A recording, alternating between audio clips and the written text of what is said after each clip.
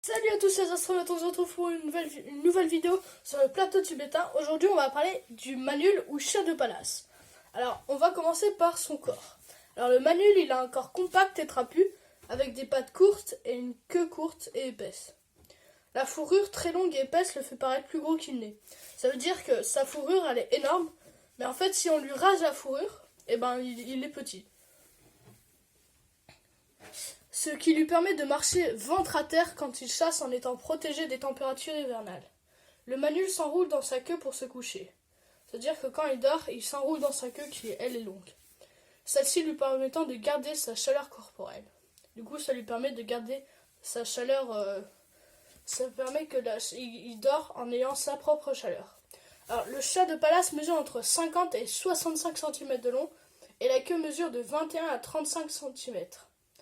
La hauteur est de 28 à 30 cm. Le poids varie de 2,5 à 4,5 kg en moyenne, et les mâles sont généralement plus lourds que les femelles. La tête est aplatie et large, et les oreilles sont courtes, arrondies et placées bas sur la tête. Elles dépassent à peine de la fourrure. Le profil très bas de la tête est adapté à la chasse dans les milieux ouverts avec peu de couverture végétale. Le manul est également doté d'une troisième paupière qui sert de protection contre les vents froids et les tempêtes de poussière. Alors si vous savez, nous on a deux paupières. On a une paupière pour permettre à l'œil de garder de permettre à l'œil de faire noir, et une paupière pour protéger l'œil. Et eux ils ont une troisième paupière qui leur permet de rester l'œil chaud. Maintenant on va parler du comportement de cet animal.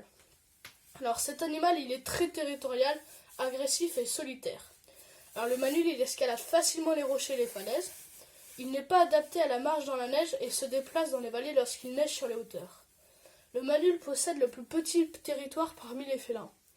Le domaine de ce félin peut se limiter aux environs immédiats de sa tanière, déplacement entre 500 et 1000 mètres.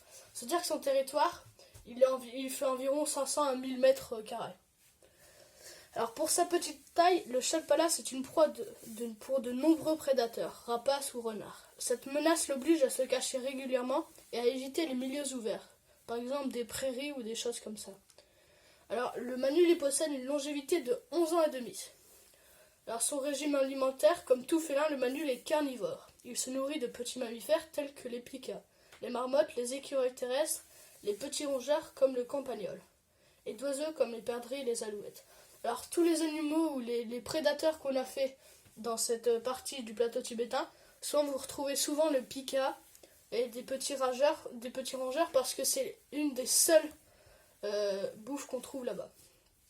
Alors la reproduction. Alors les femelles, ils ont une gestation comprise entre 66 et 74 jours. La tanière est installée dans une grotte, une cavité rocheuse ou dans un terrier abandonné de renards, de blaireaux ou de marmottes. Ça veut dire que lui, il va aller chercher des terriers abandonnés et il va dormir dedans. C'est un voleur quoi. La femelle donne naissance à une portée de 1 à 6 chatons. Le poids à la naissance est de 70 à 100 grammes. Alors, la répartition du manul. Alors, le manul se rencontre dans les steppes froides et arides d'Asie centrale jusqu'à 5593 mètres d'altitude. Son espace optimal est constitué de terrains découverts, de steppes d'herbes et de broussailles, avec des étendues de rochers, de ravins et de versants de collines.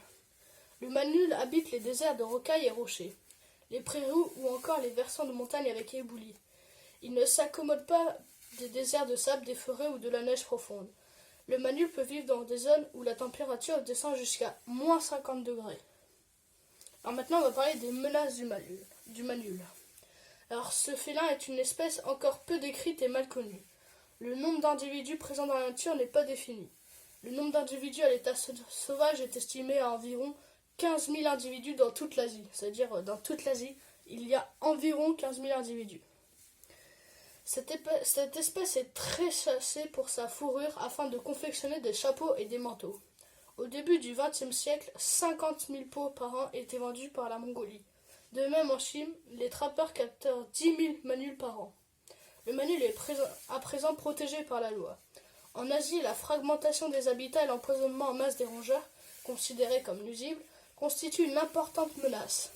C'est cette importante perte d'habitat et de proie qui a fallu à ce félin d'être classé quasi menacé par l'UICN. Merci d'avoir regardé cette vidéo, je vous demande de vous abonner et de lâcher des likes.